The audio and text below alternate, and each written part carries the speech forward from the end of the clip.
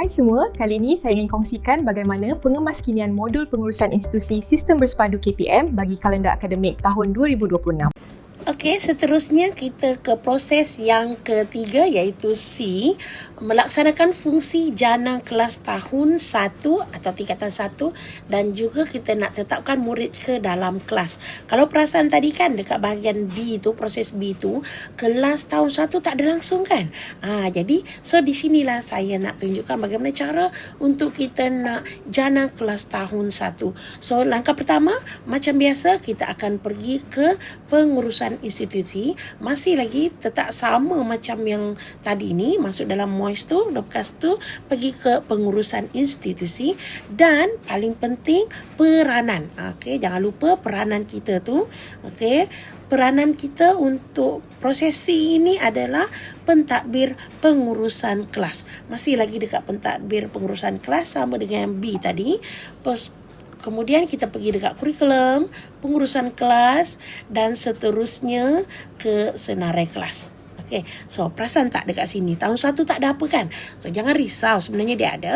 So langkah pertama adalah zoom. Kalau tak boleh, kita zoom yang tahun 1 tu. Perkataan tahun 1 ni, kemudian barulah kita nak jana. Nampak tak dekat sini? Baru jana kelas. Tadi dia tak jana lagi sebab murid yang tahun 1 tadi tu dah kena tarik pergi tahun 2 kan. So dia kosong kat situ. Sebab tu kita kena jana kelas. So tetapkanlah macam biasa. Pilih tahun 1 pagi sahaja bilangan kelas dalam perjawatan ni. Boleh letaklah. Kalau tak nak letak pun abaikan dulu. Cuma kat sini bilangan kelas kita boleh tambah. Kalau ada 1, 1. Kalau sekarang ada 2, 2. Macam saya sekarang ni ada 1 kelas saja. So 1 saja. Lepas tu kemudian namakan dekat sini. Dekat bahagian bawah tu. Nama kelas nama apa. Okey. Kita letak inovatif. Macam saya, kelas saya inovatif lah. Kalau cikgu-cikgu ada kelas lain lagi, tekan butang tambah dekat sini. Kalau ada 1 saja macam saya, masukkan saja bilangan ni. Ubah yang kat sini ya. Kemudian klik apa? Dah selesai. Klik simpan. Okey, dah simpan. Kelas berjaya di jana. Nampak? Dah ada dah. Nampak tak? Okey, dah ada dah warna kotak kelabu tu ada nama kelas dengan bilangan murid. Jadi untuk proses seterusnya, pastikan kalau kita ada 3 kelas, 3 lah. Okey, untuk proses seterusnya kita boleh ulang semula macam mana kita buat dekat proses B tadi.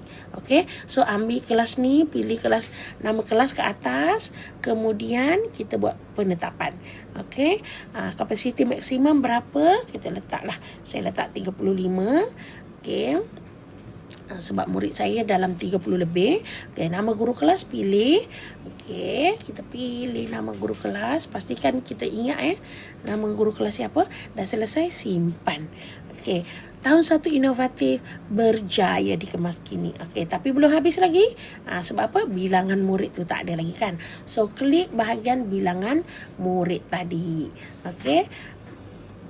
Klik. Kemudian bila kita klik bilangan murid tu yang kosong tadi, boleh salin daripada